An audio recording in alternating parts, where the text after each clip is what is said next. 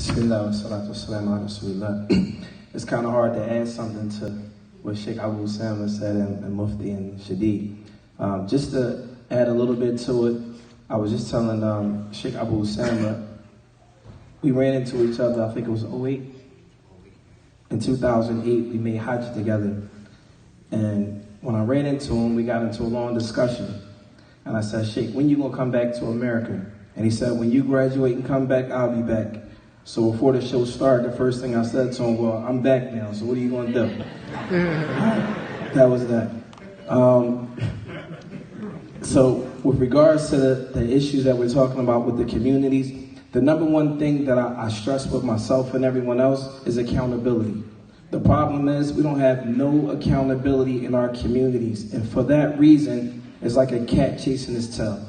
We'll never catch up because no one is holding anyone else accountable.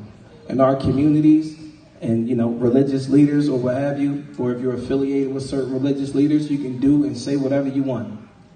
There's no repercussion. People are afraid, and those days have to end. The issue is, like Brother Shadeed mentioned, we spent a lot of years living in the Muslim countries. And one of the things that I noticed is that in the Muslim countries, people are allowed to be lay people. Everyone is not going to be a student of knowledge. We have people in the communities that go to work, take care of their families. You don't have to memorize a certain amount of hadith and memorize the entire Quran to be Muslim. It's enough to learn what is necessary and incumbent for you to enter into paradise. That's it. Everyone's not going to be a student of knowledge. But we need doctors. We need people that can protect us, lawyers. We need everyone from every gamut to help the community grow. In addition to that, we also need, like the brother Mufti mentioned, we need to be able to establish our own funds. Asking people for money all of the time is not the answer. So in Philly right now, we're starting another community, Mufti, myself, and Abu Sajid, wherever he is, if he's in here. It's called Imam Muslim Family Center. And the reason why we're putting this together is because we recognize these issues. Among ourselves, I've known Mufti for many years. Abu Sajid, I've known him since before I was even Muslim. And we hold each other accountable. If anyone's out of pocket, as a term that we use, everyone's going to get, no one's above the law. And this is a term that I always use. The law here is the Quran and the Sunnah. No one is above that. No student of knowledge, no scholar, no one is above the Quran and the Sunnah. And what that means is, anyone can be questioned if they're in opposition to the book and the Sunnah. It doesn't matter who they are, what status you hold, it doesn't matter. Obviously, if it's a person that's on a scholarly level, then you're going to approach them with a little more respect and a lot more dignity, perhaps than you would if you were talking to someone on your own level, or perhaps they didn't have as much knowledge as you. But at any event, no one is above the law. And I think that's very important, especially in our communities, because unfortunately, we have in our communities this groupie, starstruck mentality when it comes to students of knowledge and scholars, or etc.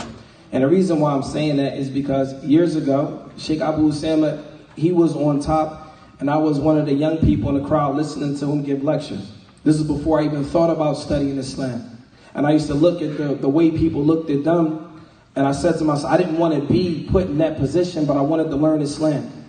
So you got to understand, as young people, listening to brothers like Abu Usama throughout the years, and one minute he's on top, and the next minute they throw him down to the ground, and you're left questioning yourself, well, what happened?